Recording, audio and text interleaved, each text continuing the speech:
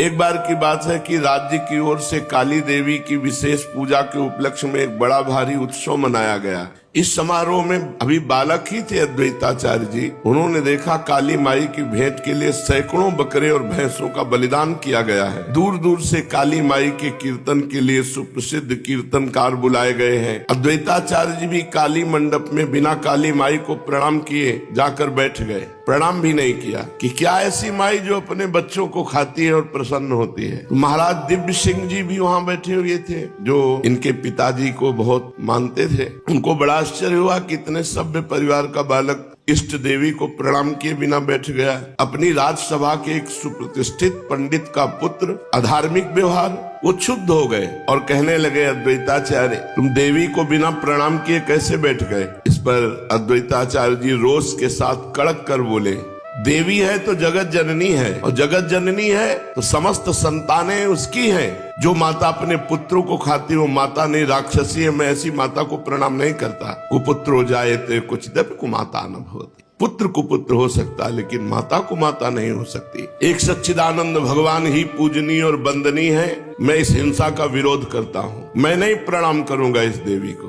भगवान के प्रणाम करने से सबका प्रणाम हो जाता है। जो अपने पुत्रों को खाती है, मरवाती है, हिंसा करवाती है, मैं ऐसी देवी को प्रणाम नहीं करता। ये देवी देवताओं के नाम पर अपनी वासनाओं को पूर्ण करने वाले लोगों की दुर्गति होगी, अद्वैताचार्य जी ने कहा। अद्वैताचार्य के मुख से ऐसी बात सुनकर राजा दिव्य सिंह अवाक रह गए, कुछ बोल नहीं पाए। अद्वैताचार्य के पिता कुबेर तर्क पंचानन भी वहाँ बैठे थे। वो खड़े हो गए और राजा का पक्ष लेकर कहा, देवी देवता सभी भगवान नारायण के रूप है, इसलिए किसी भी देवी की प्रतिमा के सम्मुख प्रणाम न करना महापाप है और तुम्हें भी ऐसा करना चाहिए, प्रणाम करना चाहिए। पिता की बात सुनकर अद्वैताचार्य निर्भीक होकर कहने लगे, एक जनार्दन भगवान की पूजा से सबकी पूजा हो जाती है। जहाँ किसी भी प्राणी को दुख नहीं दिया जाता, हिंसा नहीं की जाती, ये देवस्थान, ये देव पूजा है जहाँ पशुओं की बलि दी जा रही है। मैं नहीं प्रणाम करता। अद्वैताचार्य जी बालक थे पर बड़ी निर्भीक गर्जना के साथ, तो उनके पिता भी और राजा भी आश्चर्यचकित हो गए।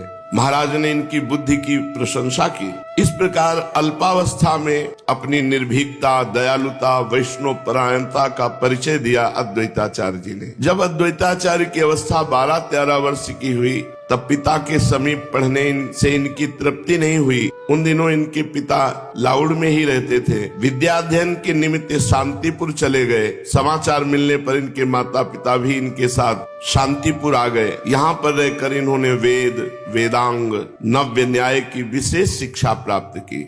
थोड़ी ही दिनों में अद्वैताचार्य जी एक नामी पंडित गिने जाने लगे। कालांतर में इनके माता पिता जब परलोकवासी हो गए, मरते समय इनके पिता आदेश देकर गए थे कि हमारा गया जी में जाकर श्राद्ध अवश्य करना। पिता की अंतिम आज्ञा का पालन करने के निमित्त, उनकी परलोक गमन आत्मा की शांति के निमित्त अद्वैताचार्य जी ने श्री गया धाम की यात्रा की और वहां पर श्री गदाधर भगवान के चरण चिन्हों का दर्शन करके शास्त्रोक्त विधि के अनुसार पितृ श्राद्ध आदि सभी कृत्य बड़ी श्रद्धा के साथ कराए। अद्वैताचार्य जी अब युवा हो गए थे। भक्ति का अंकुर उनके हृदय में जन्म से ही था। विद्या ने उन्होंने भक्ति भाव तथा प्रेम को और भी अधिक विकसित कर दिया। वे सदा जीवों के कल्याण की ही बात सोचा करते थे कि संसार के प्राणियों का कल्याण कैसे होगा। संसार में उन्हें उपरामता सी हो गई। चित्त में वैराग्य तो पहले से ही था, अब माता पिता के परलोक गमन से निश्चिंत हो गए। इसीलिए इन्होंने भारत के प्राय सभी मुख्य पुण्य तीर्थों की यात्रा की। सेतुबंध, रामेश्वर, शिव कांची, मथुरा आदि तीर्थों में भ्रमण करते हुए भगवान माधवाचार्य के आश्रम पहुँचे और वहीं पर श्रीमन माधवेंद्र पुरी महाराज भी उपस्थित थे। इन श्री माधवेंद्र पुरी ने ही पहले सन्यासियों में भक्ति भाव तथा मधुर उपासना का प्रसार किया। श्रीमन माधवेंद्र पुरी के शिष्यों में ईश्वर पुरी, श्री परमानंद पुरी, श्री ब्रह्मानंद पुरी, श्री रंगपुरी, श्री पुंडरीक विद्यानिधि तथा श्री रघुपति उपाध्याय ये विशेष उल्लेखनीय है। श्री ईश्वरपुरी तो इनके अंतरंग तथा प्रधान शिष्य थे। इन्हें ही श्री गौरांग के दीक्षा गुरु होने का सौभाग्य प्राप्त हुआ था। ईश्वरपुरी जी गौरांग महाप्रभु के दीक्षा गुरु थे। श्री माधवेंद्र पुरी अद्वैताचार्य को देखकर बड़े प्रसन्न हुए। अद्वैताचार्य जी की शीलता, नम्रता, विद्या, भक्ति और देश के उद्धार की सच्ची लगन को देखकर श्रीमन माधवेंद्र पुरी जी गदगद हो गए। उन्होंने अद्वैताचार्य जी को छाती से लगाया और श्री कृष्ण मंत्र की दीक्षा देकर इनमें नव शक्ति का संचार किया। अपने गुरुदेव के सामने भी इन्होंने अपनी मनोव्यथा प्रकट की। तब पुरी महाशय ने आश्वासन देते हुए कहा, तुम चिंता न करो, संसार की रचना जिन्होंने की है वे इस बढ़ते हुए कदाचार को देख रहे हैं। वही भक्त भयहारी भगवान अवतरित होकर मिटेंगे, तुम घबराओ मत। भगवान शीघ्र ही अपने किसी विशेष रूप से अवतार लेकर भक्ति का उद्धार करेंगे। गुरुदेव श्रीमन माधवेंद्र पुरी के आश्वासन से इन्हें विश्वास हो गया कि भगवान का अवतार होने वाला है। भक्तों को अभय करने वाले भक्त भय भंजन कोई न कोई निमित्त लेकर धराधाम पर आने वाले हैं, क्योंकि गुरुदेव ने कहा है। इसलिए अपने गुरुदेव की चरण रज मस्तक पर चढ़ाकर संपूर्ण ब्रज की यात्रा की और फिर शांतिपुर लौट आए। श्री अद्वैताचार्य जी कुशाग्र बुद्धि भगवान के भक्त श्रीमद माधवेंद्र पुरी पर बड़ा प्रभाव पड़ा। गुरुदेव के ऊपर शिष्य का प्रभाव, शिष्य पर गुरुदेव का प्रभाव तो सुना जाता है। अद्वैताचार्य जी की कुशाग्र बुद्धि, भगवत भक्ति, इसका प्रभाव श्रीमन माधवेंद्र पुरी पर पड़ा। बड़े प्रभावित हुए इनकी भक्ति भाव से। जब उन्होंने गौड़ देश की यात्रा की तो वे शांतिपुर भी पधारे श्रीमन माधवेंद्र पुरी और कुछ काल अद्वैताचार्य जी के घर में रहे। अद्वैताचार्य जी नामी पंडितों के स्थान पर आ गए और बड़े बड़े धनवान इनके चरणों में झुकने लगे। शांतिपुर के वैष्णवों में वे एकमात्र प्रधान वैष्णव अद्वैताचार्य जी थे। उन दिनों शास्त्रार्थ करना और पांडित्य का प्रधान गुण दिखाना ये प्रधानता थी। वाद विवाद में विपक्षी को पराजित करके अपने पांडित्य का प्रदर्शन करना उन दिनों भारी पंडित होने का प्रमाण पत्र था। इसलिए बहुत से पंडित अपने को दिग्विजयी बताते थे और जिसके भी पांडित्य की प्रशंसा सुनते उसी से शास्त्रार्थ करने को उद्यत हो जाते थे। अद्वैताचार्य की ख्यात सुनकर भी एक दिग्विजयी तर्क पंचानन महाशय इनसे शास्त्रार्थ करने आए, पर अद्वैताचार्य की तो भागवतिक बुद्धि थी, एक क्षण में परास्त हो गए और इनके शिष्य बन गए।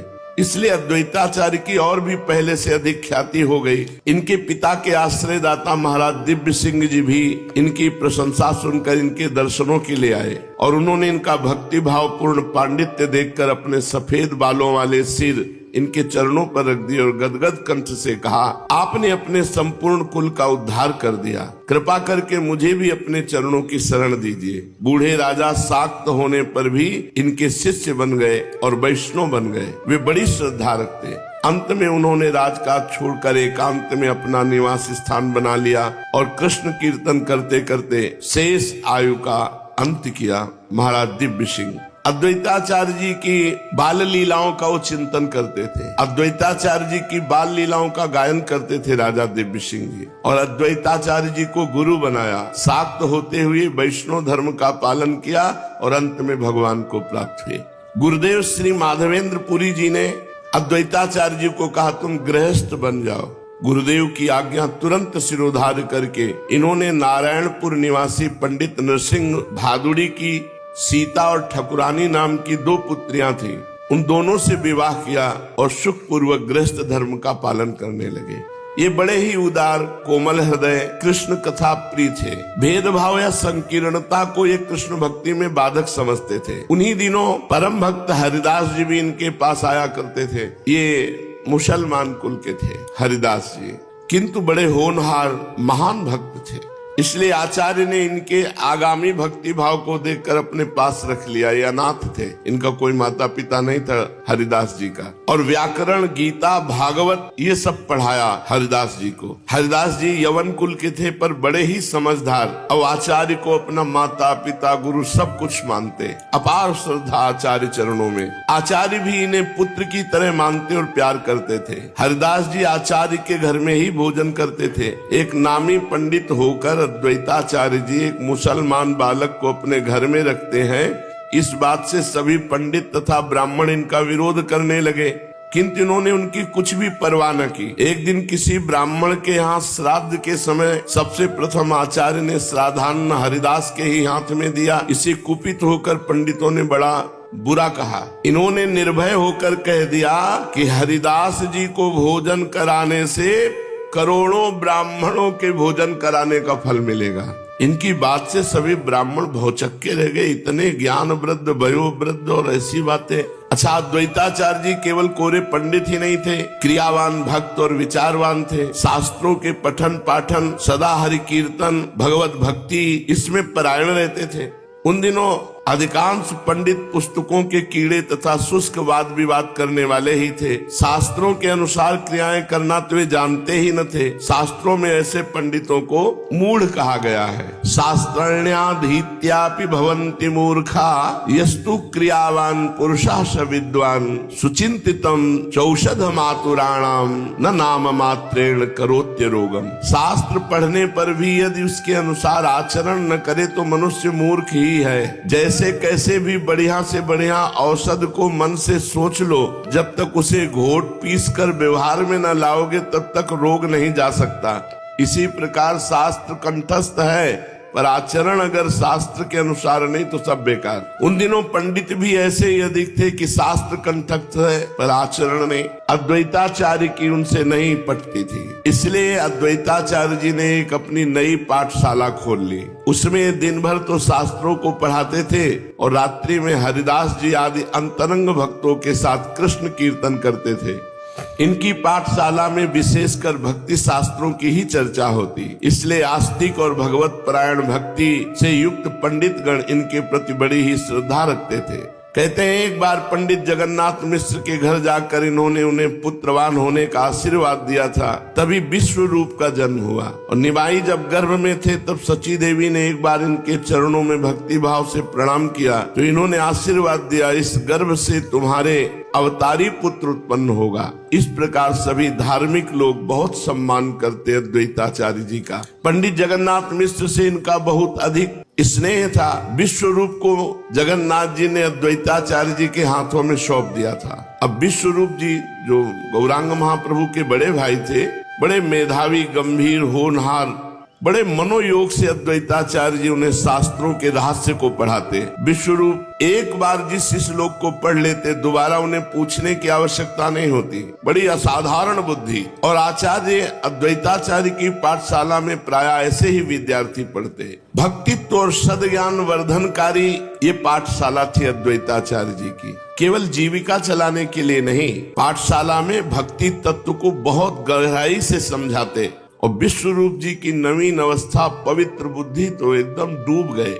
उनके मन में ये सब प्रश्न आने लगा कि संसार जब सत्य नहीं तो इसमें जाएं क्यों? जब यहाँ कुछ सत्य नहीं तो क्यों इसमें हम फंसे? अब इनकी बड़ी विलक्षण स्थिति हो गई। इस असार संसार को सत्य मानकर जो रमण कर रहे हैं, बड़ा झूठा खेल है। भगवत पाद पद्मों से पृथक होकर प्राणी प्रारब्ध कर्मानुसार असंख्य योनियों में भ्रमण करता हुआ मनुष्य योनि में जब आता है तो एक यही योनि है जिससे वो अपने सत स्वरूप को पुनः प्राप्त कर सकता है। मनुष्य योनि ही कर्म योनि है, शेष सभी भोग योनियां हैं। मनुष्य ही कर्म के द्वारा निष्कर्म आवागमन से मुक्त हो सकता है। जीव अपनी वासनाओं के द्वारा ऐसे कर्म करता है कि बार बार जन्म, बार बार मरण। यदि कर्म वासना क्षय हो जाए तो परावर भगवान का साक्षात्कार हो जाए। भगवान के दर्शन होने से तीन बातें होती हैं। हृदय में जो अज्ञान की ग्रंथि पड़ी है, जिसके कारण हम संसार के भोगों को, संसार को सत्य समझ बैठे हैं, वो ग्रंथि खुल जाती है। दूसरी बात, अज्ञान संशय के द्वारा उत्पन्न होता है, भगवत साक्षात्कार होने पर संशय का विनाश हो जाता है। तीसरी बात, जन्म मृत्यु ये कर्म बंधन से होते हैं। भगवान का साक्षात्कार होते ही कर्म बंधन नष्ट हो जाता है तो संसार चक्र से मुक्त हो जाता है। तीन बातें होती हैं। हृदय की अज्ञान ग्रंथि खुल जाती है, समस्त संशय नष्ट हो जाते हैं और जन्म मरण से मुक्त हो जाता है भगवान के दर्शन पाकर। और यही तो जीव का परम पुरुषार्थ है। त्याग धर्म सृष्टि के आदि में सबसे प्रथम उत्पन्न हुआ। सभी प्राणियों का मुख्य और प्रधान उद्देश्य कल्याण के लिए त्याग है। ये संसारी पुरुषों का इस त्याग से कोई संबंध नहीं रहता, इन्होंने त्याग को ही त्याग दिया है। भगवान ने भी कहा त्यागात् शान्तिरनन्तरम्, त्याग से तत्काल शांति प्राप्त होती है। सृष्टि के आदि में त्याग क्यों? क्योंकि सृष्टि में सबसे पहले त्यागी पैदा हुए, सनक, सनंदन, सनातन, सनत कुमार। ये चारों महात्यागी दिगंबर रहते हैं, 5 वर्ष की अवस्था और हर समय आत्मलाभ से परिपूर्ण हरिशरणम ऐसा उच्चारण करते रहते हैं। फिर भगवान के वामन, कपिल, दत्तात्रेय, ऋषभदेव आदि बहुत से अवतारों ने त्याग का ही उपदेश किया है। त्याग ही साधना है, इसीलिए मनुष्य को साधक कहा गया है। बहुत से लोग कहते हैं गृहस्थ धर्म यदि निष्काम भाव से किया जाए तो सर्वश्रेष्ठ है, किंतु ये रोचक और सुनने में मधुर शब्द है। निष्कामता रह ही नहीं सकती। गृहस्थ में इतनी कामनाएं हैं कि निष्कामता क्या है ये समझ ही पाना कठिन है। पूर्व जन्म के संचित वासनाओं के अनुसार सर्व त्याग करने में गृहस्थ समर्थ नहीं होते, तो उनके आश्वासन के निमित्त ये बात कही जाती है। त्याग से ही भगवत प्राप्ति होती है। वासनाओं को संयम में लाकर, समस्त वासनाओं का त्याग करके यदि स्वर्ग आदि की चाह न करे तो जन्म मरण से निश्चित मुक्त हो जाए। वासनाओं का त्याग करना पड़ेगा। अंदर जो उठी हुई कामना है, वासना है, जब तक इसका त्याग नहीं करोगे तब तक भगवत प्राप्ति नहीं होगी। पूर्व जन्म की वासनाओं के अनुसार प्राणी स्वयं इन बंधनों में फंसता जाता है। कर्दम प्रजापति ने 10,000 वर्ष तक भगवान की अनन्य भाव से भूख प्यास सहकर और प्राणों का निरोध करके तपस्या की, और जब भगवान प्रसन्न हुए तपस्या से, उनके सम्मुख प्रकट हुए, कहा वरदान मांगो, तो उन्हें हाथ जोड़ करके कैसी सत्य बात कही। उन्होंने कहा भगवान मुझ में और ग्राम्य पशु में कोई अंतर नहीं, मैंने कामना से तुम्हारी उपासना की है, मैं काम सुख का इच्छुक हूँ। यदि आप मुझे वरदान देना चाहते हैं तो मेरे अनुकूल मुझे पत्नी प्रदान कीजिए, यही मैं वरदान मांगता हूँ। 10,000 वर्ष की घोर तपस्या के फल स्वरूप पत्नी का वरदान ये सुनकर भगवान के नेत्रों में जल भराया, और वही जो जल गिरा उसी से बिंदुसर तीर्थ बन गया। वे अपनी माया की प्रबलता देखकर स्वयं आश्चर्यचकित हो गए। 10,000 वर्ष तक तपस्या और उसका फल पत्नी। तो यहाँ कृपा करके भगवान उनके पुत्र कपिल के रूप में उत्पन्न होकर के अपने माता पिता को उपदेश किया, और भगवान ने कर्दम जी को फिर सन्यास मार्ग का उपदेश किया, त्याग मार्ग का, और वो सन्यास मार्ग से भगवान के अनन्य धाम को प्राप्त हुए। इसलिए कपिल भगवान का मत है यद हरे विरजेत तद हरे प्रव्रजेत गृहाद वा वनाद वा। किसी भी आश्रम में क्यों न हो, जब उत्कट वैराग्य हो जाए तो सब धर्मों का परित्याग करके एक प्रभु के ही पाद पद्मों में मन लगाना चाहिए। यही प्राणी मात्र का परम पुरुषार्थ है। किंतु उत्कट वैराग्य तो पूर्व जन्मों के परम शुभ संस्कारों से प्राप्त होता है। गौरांग महाप्रभु के भाई विश्वरूप की 16 वर्ष की अवस्था है। वे साधारण बालक नहीं है, लगता है कि ब्रह्मलोक के जीव है। किसी से हंसी मजाक बातचीत कुछ करना ही है, हर समय गंभीर मुद्रा। और अद्वैताचार्य की पाठशाला में भक्ति का उपदेश, ज्ञान का उपदेश तो और आग लग गई। माता पिता के बड़े लाडिले, माता पिता का कर्तव्य है कि अपने पुत्र को पढ़ा लिखा कर ब्याह बर करे। विश्वरूप एक से केवल बात करते थे, अपने मामा के लड़के लोकनाथ से, और किसी से बात ही नहीं करते थे। घर में भी आते, माता पिता से भी चुप रहते। लोकनाथ को प्राणों से भी अधिक प्यार करते थे। लोकनाथ इनसे 6 महीने छोटे थे, पर लोकनाथ जी विश्वरूप जी को गुरु की भांति आदर करते। दोनों एकांत में बैठे हुए शास्त्र की बातों का घंटों चर्चा करते। जब इनके पिता ने देखा कि 16 वर्ष की अवस्था हो चुकी, पहले था कि जैसे लड़की है तो 12-14 वर्ष और लड़का है तो 16 वर्ष तक ब्याह, इससे बड़ी पवित्रता सुरक्षित रहती थी। उन्होंने विचार किया इसके विवाह का प्रबंध करना चाहिए। अपने विचार उन्होंने सची देवी के सम्मुख प्रकट किए। माता सची देवी ने भी इनकी बात का समर्थन किया।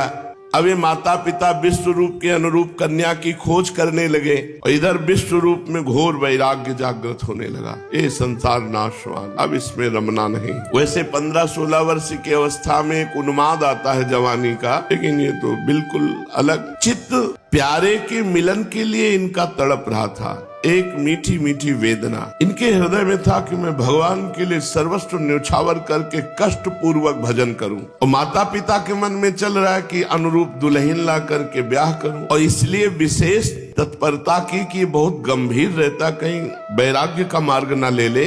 इसलिए सची माता से सलाह करके जगन्नाथ मिश्र ने तय किया कि अगर ब्याह हो जाएगा तो मन फिर पत्नी में लग जाएगा। बहुत से फंस जाते हैं, पर जो भगवान के निज जन होते हैं उनको न कंचन फंसा सकता है, न कामिनी और न कीर्ति। जब कान में ये बात पड़ी विश्वरूप जी के कि विवाह तय हो रहा है, विवाह की बात हो रही, तब वो एकदम जैसे सो के कोई जगह, नहीं मुझे भगवान की प्राप्ति करनी, मुझे विवाह नहीं करना। बार बार सोचने लगे क्या विवाह करके सांसारिक सुख भोगने से मुझे परम शांति मिलेगी? क्या मैं गृहस्थी बनकर इस जन्म मरण के चक्र से मुक्त हो जाऊंगा? क्या मुझे माता पिता और भाइयों के बीच अपने प्रेम को सीमित बनाकर संसारी बने रहना चाहिए? अब उनके विचार बढ़ गए, नहीं मुझे संन्यास लेना चाहिए। एक दिन लोकनाथ ने एकांत में से पूछा, भैया क्या कारण है, तुम अब बहुत गंभीर रहते हो, अब तो बातचीत भी नहीं करते। उनकी बात टालते हुए कहा, नहीं नहीं कुछ नहीं, ऐसा कुछ नहीं है, बस वही शास्त्रों की बातें सोचता रहता हूँ, कोई विशेष बात नहीं। तो उन्होंने कहा, आप बतावें या ना बतावें मैं सब जानता हूँ, जब से आपके विवाह की बात आई है तब से आपके भाव और गंभीर हो गए हैं। आप विवाह के बंधन में क्या फंसना नहीं चाहते?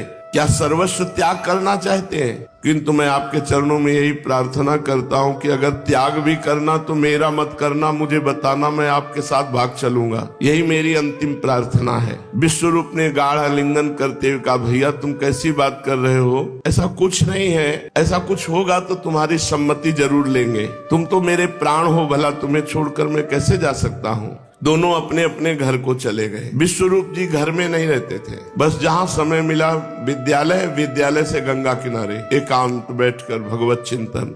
अद्वैताचार्य जी की पाठशाला में शास्त्रों की गंभीर चर्चा और गंगा जी के किनारे भगवत चिंतन। आग नहीं लगेगी तो और क्या होगा? वैराग्य की आग तो गंगा जी वैराग्य का मूर्तिमान स्वरूप, जैसे यमुना जी भक्ति का स्वरूप, गंगा जी ज्ञान गंगा है, वैराग्य का स्वरूप है। अब अद्वैताचार्य की पाठशाला में एकांत, बीच बीच में गौरांग महाप्रभु ने बुलाने के लिए जाते तो घर में आते और बस दो चार बात करते, चुपचाप फिर निकल जाते। मिश्र जी इनका ये ढंग देखकर बहुत संकोच, क्योंकि इसका स्वभाव बड़ा गंभीर है, किसी से बात नहीं करता। अब हमें लगता है हमारे हाथ से निकल जाएगा, पर सोचते अगर कुछ भी मैं इनके ऊपर, तो इनकी पढ़ाई में विघ्न न पड़ जाए। धीरे धीरे विश्वरूप जी का वैराग्य दिन प्रतिदिन अधिकाधिक बढ़ने लगा। उन्होंने अपनी ज्ञान दृष्टि से देखा, ये माता, ये पिता, ये भाई, मित्र असल में है क्या? विचार करते करते लगा ये सब माया का नाटक, छोड़ो, ये विचार ही वैराग्य प्रदान करते हैं और यहीं से विचार होता है। ये माता, ये पिता, ये भाई, ये बंधु, ये सब मरेंगे, कोई अपना नहीं, तो कोई तो अपना होना चाहिए, वो है भगवान। मन भागा भगवान की तरफ। उन्होंने निश्चय कर लिया कि माता पिता भाई अपने प्रारब्ध के अनुसार जो जैसा होगा वैसा भोगेंगे, मुझे इनसे संबंध नहीं रखना। प्रतीत होने लगा उनको ये सब बंधे हुए जीव है, मुझे संग नहीं कर, भागो, ये माता पिता का बंधन है। अनेक भांति समझाने की कोशिश की कि मैं धैर्य पूर्वक रहूं, पर धैर्य कहाँ, आग लग गई। वो फिर भागो, बस एक हो जाता, एक ही अंदर आता, भागो, कुछ नहीं, कोई प्रश्न नहीं, हर प्रश्न का उत्तर भागो, तभी भगाता है वैराग्य। ये संसार के लोग बिना विचारे अंधे की भांति आगे बढ़ते चले जा रहे हैं। मनुष्य, पशु, पक्षी, वृक्ष सभी अपने अपने अनुसार राग में फंसे हुए हैं। कोई विवेक नहीं कर रहा, कोई समझ नहीं रहा कि नाशवान संसार है, इसमें फंसकर समय व्यर्थ नष्ट कर रहे हैं। एकदम मोह नष्ट हो गया, माता पिता भाई सबका मोह नष्ट हो गया। ज्ञान ने सबके मोह का नाश कर दिया। अब वे समझ गए, मन ही मन कहने लगे, संसारी लोग दया के पात्र हैं, न जाने क्या क्या विचार करते हैं, बड़े बड़े विधान बनाते हैं और माया में फंसकर अपने जीवन को नष्ट कर देते हैं। लोग कहते हैं अजी अभी संसार का सुख भोग लो, आगे चलकर भगवत भजन करेंगे। अरे अज्ञानी, ये पता नहीं कि आगे तुम चल भी पाओगे कि नहीं। क्षण भंगुर नाशवान शरीर है, अभी भजन करो, दूसरे क्षण के लिए नहीं। काल करे सो आज कर, आज करे सो अब, पल में परलय होएगी, बहुरी करोगे कब। यावत स्वस्थमिदम कलेवर गृहम, यावत च दूरे जरा, यावत चेन्द्रिय शक्तिर प्रतिहता, यावत् क्षयो नायुषः आत्मश्रेयसि तावदेव विदुषा कार्यः प्रयत्नो महान प्रोद्दीप्ते भवने च कूप खननम प्रत्युद्यमा कीदृशा। अरे ओ भाई, जब तक तुम्हारा शरीर स्वस्थ है, जवान है, तब तक भजन कर लो। वृद्धावस्था जब तक तुमसे दूर है तभी तक तुम भजन कर लो। इंद्रियां जब तक तुम्हारी शक्तिशाली है तभी तक तुम भजन कर लो।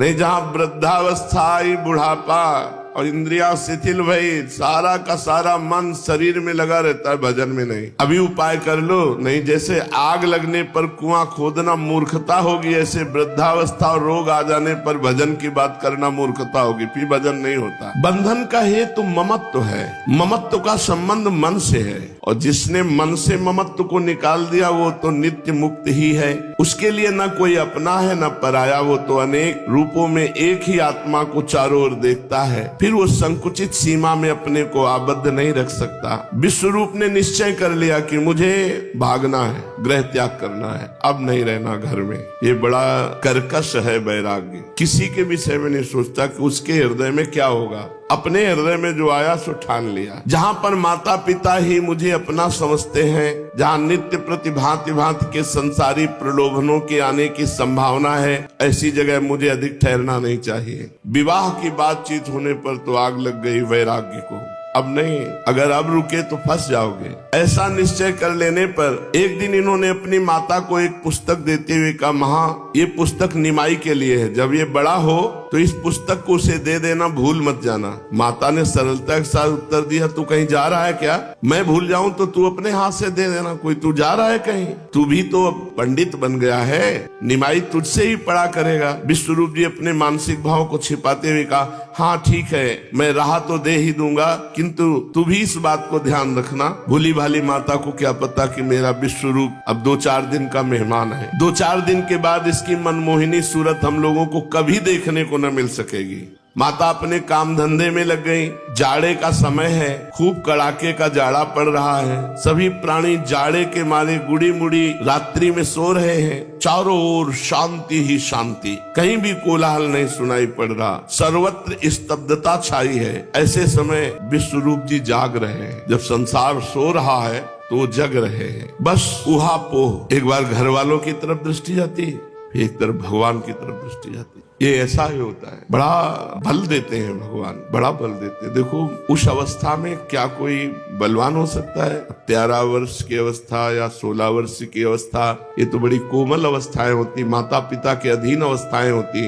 ये हुआ वो महीनों चला था, एकदम हुआ बस अब कल भागना है। सुबह माता जी से कहा कल बाबा जी बन जाएंगे। 3 बजे भगे थे, तड़के 3 बजे। गांव में 3 बजे आधी रात समझो, वहां कोई बिजली हो तो होता नहीं। 3 बजे घर से कितना महान बल उस परमात्मा ने दिया था कि अकेला बालक, ना कहीं कोई स्थान का पता है, ना कोई साथी है, ना खाने पीने की व्यवस्था है। और ऐसे ही देखा कि माँ वो सो रही, बहनें वो सो रही है, भाई हो, पिता हो, सबको नमस्कार करके भाग पड़े घर से। ये वैराग्य बड़ा कठोर है, ये किसी की तरफ नहीं देखता, किसी के आंसुओं की परवाह नहीं करता। एक बार दृष्टि डाली पूरे परिवार की ओर विश्वरूप जी ने। माँ, छोटे भाई गौरांग महाप्रभु, बूढ़े पिता, माता सो रही है, निमाई पास में आंखें बंद किए शयन कर रहे हैं।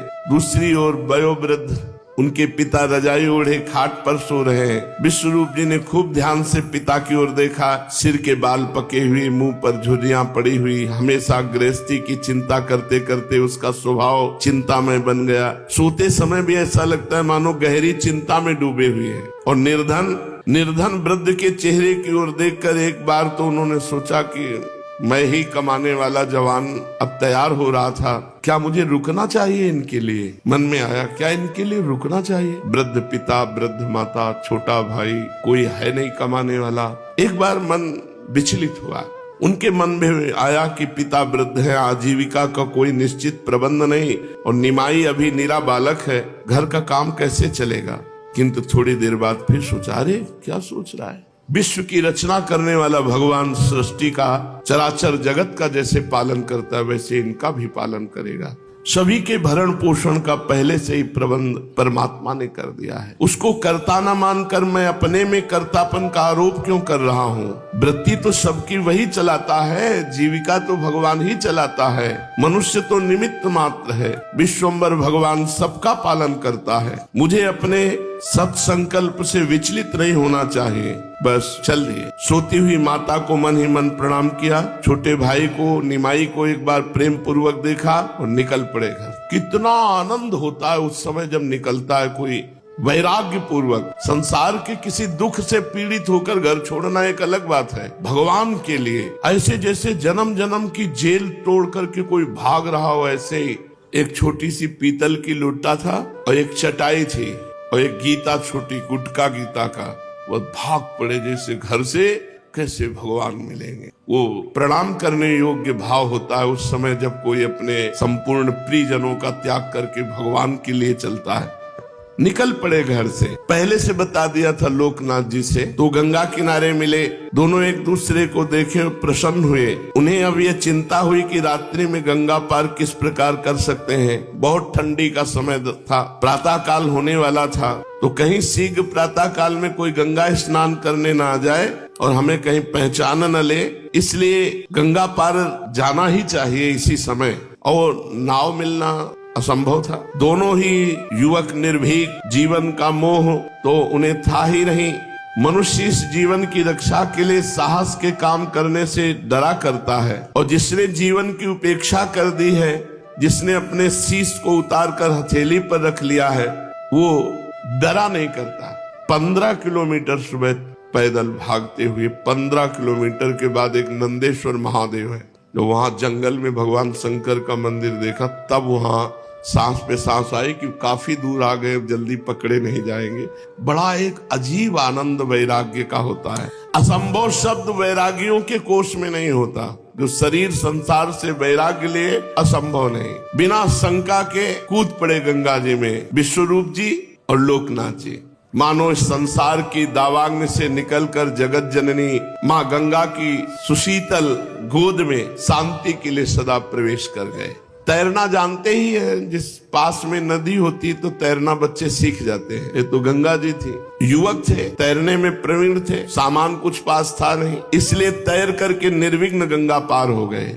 ठंडी के समय गंगा जी तो वैसे ही शीतल, शरीर के सभी वस्त्र भीग गए, लेकिन कौन ध्यान देता है, न ठंडी न गर्मी न भूख न प्यास, बलिहारी है उस वैराग्य की। निर्विघ्न गंगा पार हो गए। ये गर्मी सर्दी तभी तक व्याप्ति है जब तक शरीर में ममत्व होता है, और जब भगवान में ममत्व होता है तो शरीर की परवाह नहीं रहती। विश्वरूप निर्द्वंद हो चुके थे, गीले ही वस्त्र पहने आगे बढ़े। इसके पश्चात विश्वरूप जी का क्या हुआ कोई वृत्तांत नहीं, बस यहीं तक का वृत्तांत। क्या हुआ इसका कोई वृत्तांत नहीं। इसके बाद बिल्कुल अलग, गुप्त, और अपने जीवन को भगवान में अर्पित करके पूर्ण कर दिया। इतना जरूर पता चला था कि ये अरण्य नामक सन्यासी से सन्यास ग्रहण किया, और सन्यास का नाम हुआ शंकरारण्य। लोकनाथ जी के द्वारा पता चला था, और लोकनाथ ने इनसे सन्यास लिया विश्वरूप जी से।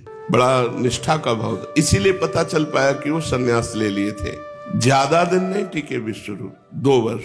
भागने के 2 वर्ष बाद ही महाराष्ट्र में पंढरपुर में शरीर त्याग किया। लोकनाथ जी के द्वारा पता चला ऐसा। क्या मंगलमय जीवन। 2 वर्ष में परम पद की प्राप्ति कर ली। श्री विठलनाथ जी के पंढरपुर में इन्होंने अपने पांच भौतिक शरीर का अंत किया, शरीर से, और देह त्याग के पूर्व इन्होंने अपना स्वकीय तेज श्री मन माधवेंद्रपुरी के आश्रम में उनके परम प्रिय शिष्य ईश्वरपुरी को प्रदान कर दिया था।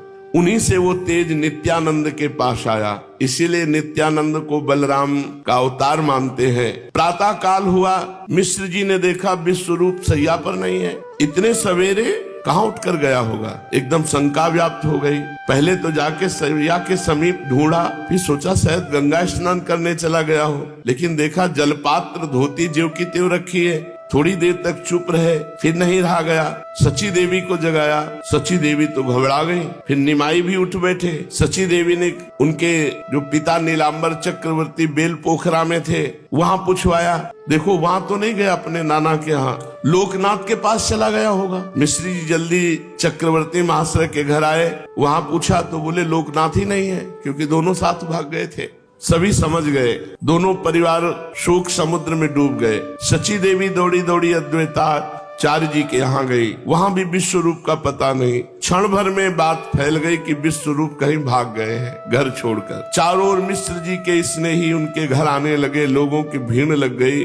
अद्वैताचार्य भी अपने शिष्यों के साथ वहां आए। सभी भांति भांति की कल्पनाएं करने लगे। कुछ भक्तों ने कहा अब घोर कलयुग आ गया है, साधु ब्राह्मणों का मान नहीं, वैष्णवों का सर्वत्र अपमान होता है, धर्म का लोप हो गया है, ये संसार भले आदमियों के रहने योग्य नहीं रह गया है, हमें भी विश्व रूप के समान संसार को छोड़ देना चाहिए। बातें करना खिलवाड़, छोड़ना बहुत कठिन होता है। भाई विश्व रूप को हम इतना निष्ठुर नहीं समझते थे कि अपने छोटे भाई और बूढ़े माता पिता को छोड़कर चले जाएंगे। कौन परवाह करता है जब वैराग्य होता है। मिश्र जी की आंखों से आंसुओं की धारा बहने लगी कि हम तो ब्याह की सोच रहे थे, हमारा इतना सुशील सज्जन बेटा भाग गया। वे मुख से कुछ नहीं कहते, बस रोते ही जाते, भूमि की तरफ देखते जाते। ऐसा लग रहा था कि मानो पृथ्वी से पूछ रहे हो कि बताओ मेरा विश्व रूप कहाँ है। निर्धन ब्राह्मण, धसे हुए कपोल, सिकुड़ी हुई खाल, आंसुओं की बूंदें टपक रही हैं, कहाँ है मेरा विश्व रूप। बार बार मिश्र जी के मुख से ऐसा निकलता। बस दृष्टि ऊपर नहीं करते, वो समझ गए कि वो वैराग्य लेकर भगवान के मार्ग के पथिक हो गए। सची माता को तो पूछो मत, ऐसा करुण क्रंदन वो रो रो के कर रही थी कि कोई भी सुने तो पत्थर हृदय भी पसीज जाए। माता जोर जोर से दहाड़ मार कर रुदन कर रही थी। विश्व रूप के गुणों का बखान करते करते माता जिस प्रकार गौ अपने बच्चे के लिए आतुरता से रमाती, उसी प्रकार उच्च स्वर से रो रही थी। वे बार बार कहती, बेटा तूने ये भी नहीं सोचा कि मेरी अवस्था वृद्ध है, मुझे अधजली को छोड़कर चले गए। ये उसी का हृदय जानता है जिसके हृदय में ऐसा आघात पहुंचता है। तुमने मेरा या अपने वृद्ध पिता का कोई ख्याल नहीं किया। चलो हम दोनों का ख्याल न करते, लेकिन अपने इस छोटे से भाई का, ये तेरे बिना एक क्षण नहीं रह सकता। विश्वरूप मैं नहीं जानती थी कि तू इतना निर्दयी बन जाएगा। ये वैराग्य है, किसी के आंसुओं की परवाह नहीं करता। जब भगवान का निर्णय हो जाता है कि मुझे भगवान के मार्ग में चलना है, तो एक हृदय में कठोरता आ जाती, किसी के आंसुओं का कोई प्रभाव नहीं। धीरे धीरे निमाई भी रो रहे थे। माता तो रोते रोते बेहोश हो गई। भ्रातृ वियोग का स्मरण करके माता पिता को दुखी देखकर निमाई भी मूर्छित हो गए। संपूर्ण घर में कोलाहल मचा हुआ है। आसपास की स्त्रियां वहां आकर के निमाई को संभाल रही, कोई सची माता के मुख में जल डालकर उन्हें सचेत कर रही।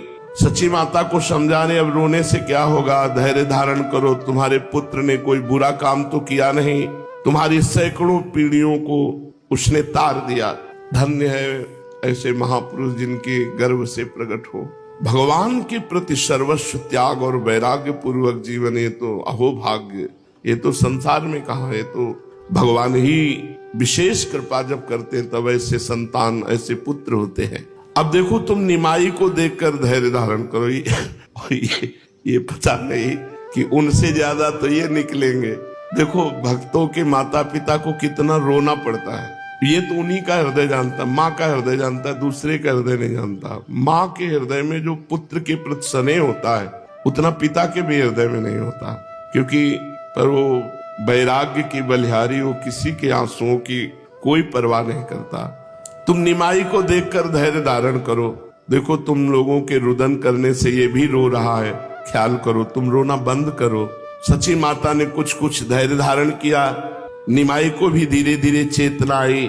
आंसुओं को पूछकर बोले, माँ दादा कहाँ चले गए? तुम चिंता मत करो, मैं सेवा करूंगा, आप लोग प्रसन्न रहो, धैर्य धारण करो। लोग मिश्र जी को समझा रहे थे कि उत्तर की ओर हमने 4 आदमी भेजे, दक्षिण की ओर कहीं न कहीं तो मिल ही जाएंगे, आप चिंता मत करो। अरे अभी 2-4 कोष ही पहुंचे होंगे, हम उन्हें जल्दी से ढूंढ लावेंगे। मिश्र जी बोले, अब भाई किसी को कहीं जाने की जरूरत नहीं, विश्वरूप कोई बालक थोड़ी है। जब उसने ऐसा पक्का विचार कर लिया तो भगवान उसकी मनोकामना पूर्ण करे, वो अपने मार्ग में चले। ऐसा ही इस शरीर के पिताजी ने कृपा की।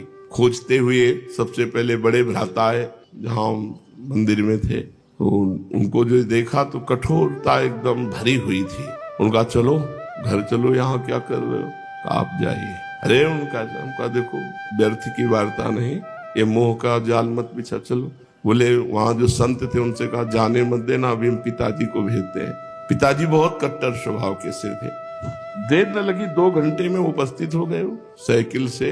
पुराने समय में साइकिल ही देखा तो एक डंडा भी बंधा हुआ था उनके उसमें। तो हम कहा कि पिटाई होगी, ये तो पक्का 100% था कि पिटाई होगी, क्योंकि पिताजी का नाम शंभू पाणे, तो शंभू माने भगवान शंकर का स्वरूप थे। ऐसे चरणों में कोटिशाह प्रणाम है। ऐसा तपस्वी जीवन, ऐसा त्याग में जीवन गृहस्थी में तो मुश्किल ही किसी का मिलेगा। बिना जूता चप्पल पहने हल जोतना और बिना सिले कपड़े पहनने घर गृहस्थी में रहना, कभी 1 रुपया पास नहीं रखा। बड़ा त्याग वैराग्य में जीवन। उन्हीं का ऐसा फल है कि सब पूरा परिवार बाबा जी बना भगवान का भजन कर रहा है। आए खड़े हो, मन में सोचा तो मार चाहे डाले, खड़े नहीं होंगे, क्यों खड़े होंगे तो ले जाएंगे। जब कई बार उन्होंने कहा तो आंख खुली एकदम। पहली बार भगवान की कृपा से उनके आंखों में प्यार देखा। प्यार नहीं हो तो रुद्र रूप थे। हमसे 1 बीता लंबे होंगे और इतनी ही लाठी साथ में रखते। पहलवान स्वरूप एकदम, परम धार्मिक, धर्म का स्वरूप थे वो। कभी कभी एकांत में जब उनकी धार्मिकता का चिंतन होता है तो लगता है ऐसे तो सदियों में कोई गृहस्थ होते होंगे। कभी बेईमानी का शब्द नहीं, एक अन्न का दाना दूसरे का घर में नहीं आ सकता। कोई घर का बच्चा किसी भी तरह धर्म भ्रष्ट वार्ता भी नहीं कर सकता। और भोजन तो ऐसा कि संत महात्मा आते कहते ऐसा सात्विक भोजन तो हमने पाया ही नहीं। कभी मसाला शब्द बाजार का नहीं था। हल्दी, धनिया, नमक, जीरा और किसानी में जो पैदा होता वही शुद्ध भोजन, शुद्ध वातावरण। खड़े हो गए, क्या कर रहे हो?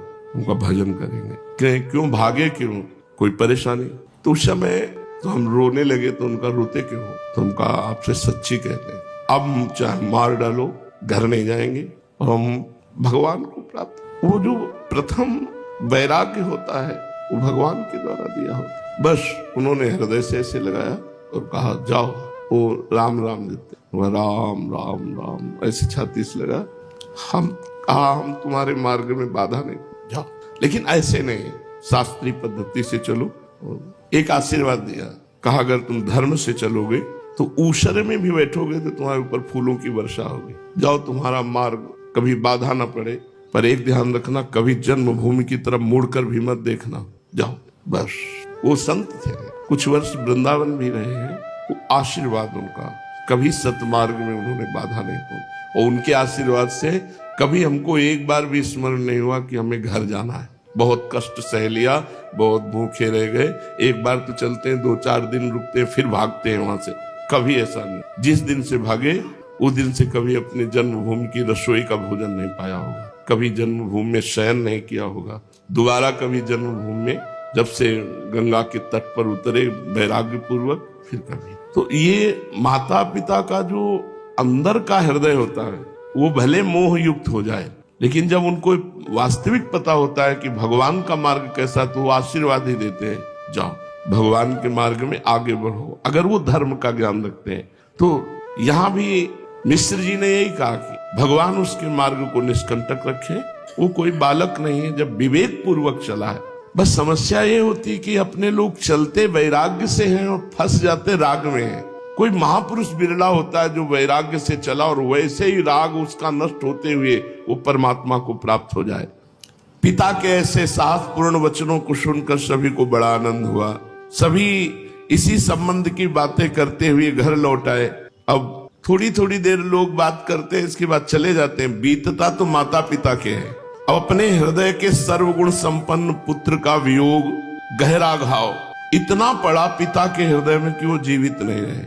मिश्र जी विश्व रूप का वैराग्य लेना कहा तो जैसा भगवान, लेकिन वो सह नहीं पाए और वो संसार से विदा हो गए। अब सची माता को तो 2-2 घाव, जवान पुत्र पता नहीं कहाँ गया, और जो पति थे वो भी अंतर्ध्यान हो। कितना महापुरुषों के घर वालों को कष्ट सहना पड़ता है, कैसी परिस्थिति होती। गरीबी करने लायक थे जवान, तो वैरागी जो कुछ सपोर्ट देने वाले थे वो पिता उनके, वो भी अंतर्ध्यान, तो सची माता अकेली और निमाई। कैसी कैसी परिस्थितियां होती हैं। आद्य गुरु भगवान शंकराचार्य की केवल माता जी, उनसे वैराग्य लेकर के। मतलब भगवान का मार्ग कोई साधारण हृदय वालों के लिए नहीं है। असाधारण हृदय होता है तब त्याग का मार्ग होता है। भारी घाव सची माता के हृदय में। गृहस्थी में कोई बिरले ऐसे होते हैं जो गरीब हो और धर्म में चलते हो। अब कोई आय का साधन नहीं रह गया। विश्वरूप सन्यासी जगन्नाथ जी पधार गए, सची माता और निमाई। प्रियान्न संभवेत दुखो म प्रियादधिकम भवेत ताभ्याम ही ते वियुज्यन्ते नमस्ते शाम महात्मनाम। जो सत्य मार्ग पर चलने वाले होते हैं वो कभी प्रिय की प्राप्ति में सुख का अनुभव नहीं करते और अप्रियता में दुख का अनुभव नहीं करते।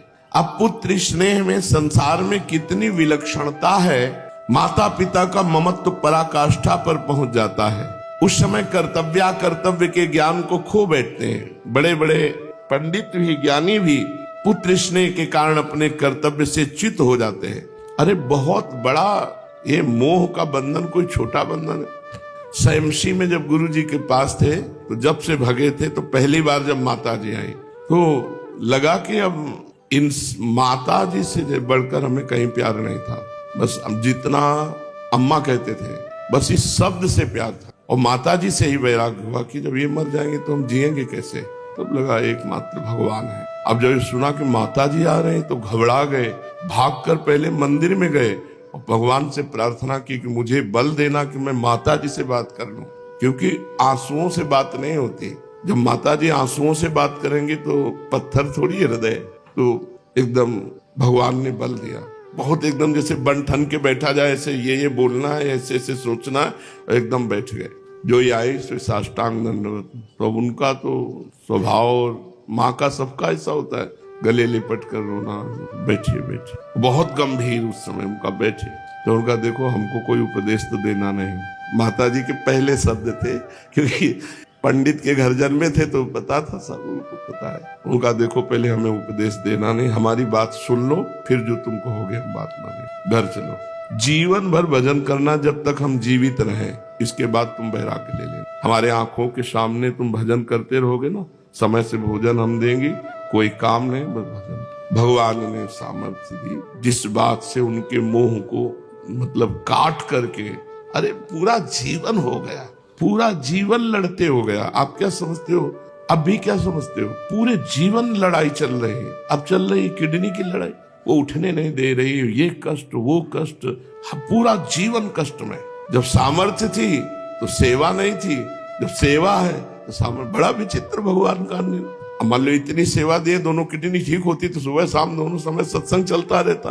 भगवान का जो भक्त होता है या भगवान का जो जन होता है उसे अग्नि परीक्षा दे के ही चलना होता है। ऐसा नहीं होता जो बैलेंस बना के चलो तब तो ठीक है, और जो हे कृष्ण मैं तुम्हें प्राप्त करना चाहता हूं तो फिर आरे पे चलाते हैं, चलो इस पे। बहुत कठिन भगवान के द्वारा निर्वाह हो सकता है। अच्छा, पुत्र चाहे मूर्ख हो चाहे विद्वान हो, बहुत ही प्यारा होता है।